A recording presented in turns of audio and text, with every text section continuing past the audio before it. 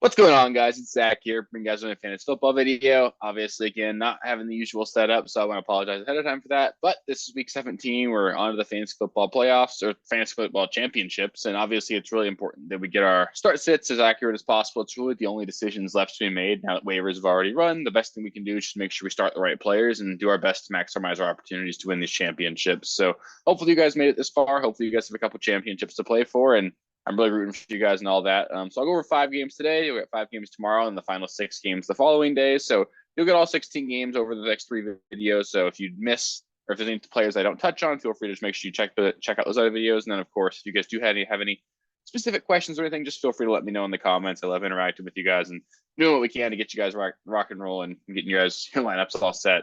So really appreciate y'all guys. It's been a lot of fun this season. Let's close things out with one more good week. So yeah, let's just get into the first game here. Kicking things off with Thursday Night Football, we've got the Jets at the Browns. The Jets are sort of not quite as dominant as they've been over the last, or over the course of the season. They've obviously been a really great defense, but even just the last couple of weeks, they haven't been as fantastic. They up 28 points to Washington last week, 30 to Miami. Really, their only great game lately came against the Texans, and that was when CJ Stroud got hurt in the rain. So really, this defense isn't as scary lately as it's been in the past. I think you can confidently fire up Amari Cooper as a wide receiver 3. I could see a situation where maybe you're benching him if you've got a super stacked roster, but he's been playing too well. He's very clearly the number one wide receiver in this offense, and obviously coming off a 265-yard receiving game, it's going to be super hard to bench him. He obviously got you there.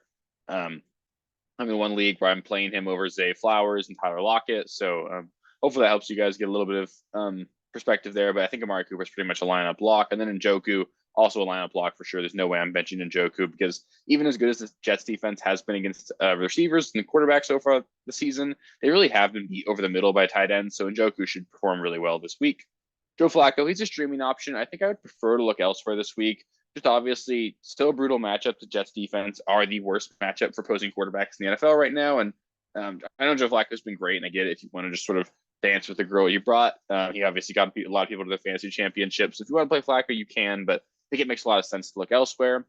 Jerome Ford, he's a low-end flex play at the running back position, low-end running back option. Just this Browns team really can't run the ball very effectively. If you play either Browns running back Ford or Kareem Hunt, you're really banking on a touchdown. I don't really want to do that. I think I'd prefer to just look elsewhere if I can. And the Browns defense, you're starting them. Really great matchup against the Jets. If you have the Browns defense, you probably played them all playoffs, but you're playing them again this week. For the Jets, it's pretty easy. Brees is going to be a lineup lock. Garrett Wilson, he's going to be a low-end wide receiver 3. I think I'd be looking to pivot away from Garrett Wilson if I can. Just doesn't look great for this offense.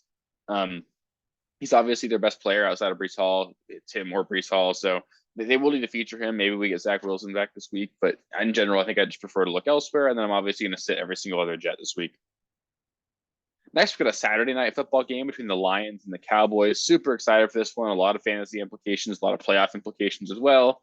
For the Lions, start your usual guys. Amon-Ra's a top 10 play. Laporta, I expect to bounce back. The Cowboys have not been fantastic against tight ends so far this season. They play a lot of too high safety defensive schemes that really Laporta has performed really well against. I think it's a good matchup for Laporta. Jahmyr Gibbs, he's honestly a top 5 play at this point, at least top 10. Just been really solid all season. He's the running back 3 since week 7, I believe. So it's just been absolutely fantastic. There's no way you're benching Gibbs. Then Monty, he's a solid RB2 play. You're hoping for a touchdown as always with Monty. Obviously a good shot to score one here, but the Cowboys defense is good. So I could see a world where maybe you've got a stacked enough lineup that you could be looking elsewhere outside of Montgomery. The Lions as well, Jared Goff, he's a solid streaming play. Again, it's a game in a dome. That's great for Jared Goff. This Cowboys defense has been thrown on the last couple of weeks, or not necessarily thrown on, but scored on over the last couple of weeks. And they're not necessarily as scary of a matchup. So you can play Jared Goff. I'd prefer him to Joe Flacco, for example, but one of those fringe starting options for sure. For the Cowboys, Dak and CeeDee, they're must starts. There's no way you're benching another one of those guys. And Tony Pollard, he's going to be a low-end running back 2 for me. I totally get it if you want to look elsewhere. This Lions run defense has been fantastic all season. Obviously not as great lately, but again, they performed really well this last week. Held Ty Chandler in check. Obviously, the Broncos didn't run them very well at all either 2 weeks ago. So I think though Tony Pollard is certainly a position where he's going to get all the volume, but we saw, I'm sure a lot of you guys have seen the highlight. Basically the worst goal line touch that we've seen maybe the season. Had a walk-in touchdown, just didn't manage to get in. I could see him losing more and more goal line opportunities. They're not really throwing to him. So if you want to look elsewhere than Pollard, I wouldn't be opposed to it at all. And on top of that, I don't even know if Tony Pollard's going to end up in Dallas again next season, but that's a later problem. We'll get into that in the offseason and everything. But I think Pollard, you can play him, but I think there's going to be a lot of questions around him this year or this week if you somehow manage to make the championship with him. Jake Ferguson, on the other hand, I like him this week. Really good matchup against the Lions. Expect him to find a lot of success. And then Brandon Cooks, he can be flexed as well. This game's got a high over-under. Expect there to be a lot of points scored, and Brandon Cooks has been involved enough in the offense that you could certainly flex him if you're in a especially deeper league as well. He's a good option.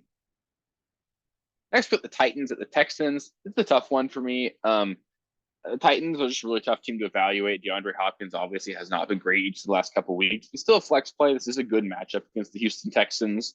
I'm still sort of up in the air as to whether or not we're going to have Will Levis or Ryan Tannehill. I'm sort of under the impression right now that we should have Will Levis back for this one. I don't think it makes a huge difference in terms of how we evaluate the offense. So Hopkins, he's still a flex play plus matchup. I just would obviously depend on who else you have available. Derrick Henry, he's a running back 2 for me. We saw the 2 weeks ago against this team. They played the Texans. He had 20 carries for like 10 total yards. Just obviously, there's a really scary floor there. This Texans run defense has been better lately. You generally beat them through the air, not on the ground. Derrick Henry's not going to catch a lot of passes. Saw a fun stat the other day that Derrick Henry has thrown for more touchdowns in his career than he's caught. So that's a fun little stat just to sort of lay out how sparsely he is in terms of their involvement in the passing game. So don't love it there, but you can certainly use him. Just obviously, I could see a situation where you have better options. Tajay Spears is a low-end running back play as well. This team will probably need to throw the ball. He's obviously their preferred pass-catching running back. So you can use him in full PPR, but don't have any sort of huge excitement about it. Chigga Conquo, you can stream him as well. Got in the end zone last week. Not the worst streaming option, but again, not a great situation either. So I'd prefer to avoid him if I can. CJ Stroud for the Texans, I'm expecting him to play in this one after missing 2 weeks with a concussion, and I would start him with confidence. This Titans fast defense is not good at all. CJ Stroud's been a monster for fantasy all season. If you have him and you made it to the championships, I think it makes a lot of sense just to put him right back in there. He should be a really solid option. I'm playing someone in my fantasy championship in one of my leagues. Opponent has CJ Stroud, and I'm a little bit worried about it. I think he could be in line for a big week. Nico Collins, the wide receiver 2 for me. Really great matchup against the Titans. I don't really see any world where I'm sitting Nico Collins, especially if we get CJ Stroud back. Then Noah Brown, he's a solid flex play. If for whatever reason CJ Stroud doesn't return, I think I'm still playing Nico Collins as a wide receiver 3, but it would lower my expectations for Noah Brown quite a bit. Dalton Schultz, you can play him as well. We saw him get a lot more involved last week. Still involved in the offense, sort of seems to be recovering from that injury he had a couple weeks ago. I think you can play him for sure. This is a good matchup. Then Devin Singletary, solid running back 2. Monster week 2 weeks ago against the Titans. Obviously didn't do great last week, but I think it was more of a game script thing. This is the team just found themselves down like 2-3 scores right away in the first quarter. Singletary had a couple of big plays called back as well. I think Singletary is a solid running back 2, and you should just be playing him probably if you have him. Next, we got the Falcons at the Bears. Drake London, I think he might have a good game here, but I think I just prefer to sit him. This is technically the 30th ranked defense for in terms of points allowed to opposing wide receivers. The Bears have been a really favorable matchup for wide receivers, along with tight ends and Kyle Pitts here. But the Bears defense has been better lately. It's going to be in Chicago. Weather's not supposed to be horrible here, but it should be cold, potentially a little bit rainy. I'm just on a great situation. The only player on the Falcons I really have any high level of confidence in is going to be Bijan Robinson, but there's obviously avenues for both Drake London and Kyle Pitts. Kyle Pitts would be like a low end tight end 1 option for me, and Drake London being a low end flex option. So if you need them, if you're in a deeper league, I could see them being startable, but they're not players that I'm super excited about. And that's really the only 3 players worth mentioning for the Falcons. Not going to get cute with any of the quarterbacks. And Tyler Algier, I know he scored last week, but not someone I trust either. For the Bears, Justin Fields, he needs to be started, as do DJ Moore and Cole Kmet. I know DJ Moore let a lot of people down last week, got banged up a little bit mid-game. Played most of the snaps that game, just didn't really perform at a high level. This is the Falcons team you can throw the ball against pretty effectively. I think it's going to be a good situation. I would be playing all 3 of those guys. As far as the backfield goes in Chicago, I'd prefer to avoid it if I can. Obviously, Khalil Herbert's a decent option, but we do know that this Falcons run defense has been honestly relatively fantastic over the course of the whole season. Deontay Foreman missed last week due to a personal issue. If he returns, it really muddies the water for the running back room here. So I'd prefer to sit everyone if I can, but if you have to play someone, it would be Herbert. I would really only consider it as long as Foreman is actually inactive. So just keep that in mind, but I hope you have better options than any of the Chicago running backs. Next, we got the Ravens at the Dolphins. This should be a super fun game. Obviously, a ton of playoff implications. It's going to be a lot of fun. For the Ravens, Lamar, Flowers, and Isaiah Likely, I think they're all really solid starts. Lamar and Likely, I don't really see a world where you're sitting them. Likely is a tight end 5 since Mark Andrews went down. Say Flowers obviously had a massive game last week. Sounds like he was just dealing with an injury that game 2 weeks ago. That's why he didn't really perform at such a high level. So I think you can really confidently play all 3 of those guys, but I would avoid all of the other Raven wide receivers. no way I'm playing anyone like Odell Beckham Jr. or anything. Just not a situation I'd be super excited about. I think for the running backs, I think Gus Edwards, he's a low end running back too. Obviously, you're hoping he falls in the end zone, but he's been doing that a ton. So you can certainly do a lot worse there. And then Justice Hill, you can play him in deeper formats. I would prefer to avoid both of them if I can, honestly. Obviously, Gus Edwards, super low floor if he doesn't fall in the end zone. Justice Hill, you're hoping he catches a couple passes. Obviously, there's avenues for success for both of them, but it's just not something that I'm super excited about. I don't think either one of them has a super high ceiling. So if you have better options in your fantasy championship, I would be looking for them. Tua for the Dolphins, he's a fringe top 10 play. Obviously, we saw what happened last week with Brock Purdy playing the Falcons or the Ravens. I don't think Tua can put up that kind of a dud game, but it is obviously scary. We know this Ravens defense is legit, so it's a little bit scary, especially knowing that the Dolphins will likely be without Jalen Waddle. Obviously, it makes Tyreek Hill a must start. He's a must start any given week. I think he's obviously going to be in lineups. And at the backfield, Raheem Mostert, he's really definitely going to be in your lineup. He's been fantastic. He keeps scoring every single week. So you're playing Raheem Mostert, but the rest of the Miami backfield is super tricky. We saw Jeff Wilson be super involved last week. I have a hard time trusting Achane. I think Achane is really just like a matchup dependent decision based off of you and your matchup in your fantasy playoffs.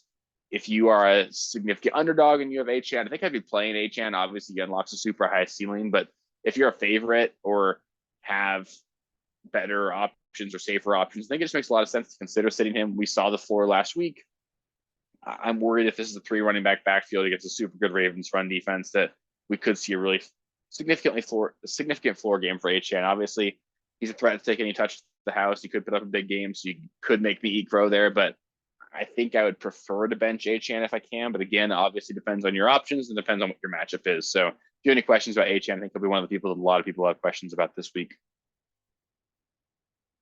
So that'll do it for this first video of the week. Up next, I'll be doing the starts and sits video part 2. I'll go over the next 5 matchups of the week, and then I'll close things out this week with 6 more matchups. You guys have gotten all 16 matchups. As always, if you have any specific start sit questions, feel free to let me know in the comments. On top of that, friendly reminder, if you're playing any players in either the Thursday night game between the Jets and the Browns, along with the Saturday night game between the Lions and the Cowboys, make sure those players, make sure you put them in your wide receiver or running back slots. Do not utilize your flex spot that early in the week. We could easily have surprise inactives or any of that. We want to make sure that we have that flexibility for ourselves later in the week. So that's just my friendly reminder for the week. And then I'll make sure that I get you guys the next 2 videos throughout the course of the rest of the week here. And then should be hopefully closing things out this season with some championships. So really appreciate all you guys. Of course, if you guys have any questions, just let me know in the comments. And it's been a lot of fun. Let's close things out strong here. Appreciate you guys, and I'll see you next time. Peace.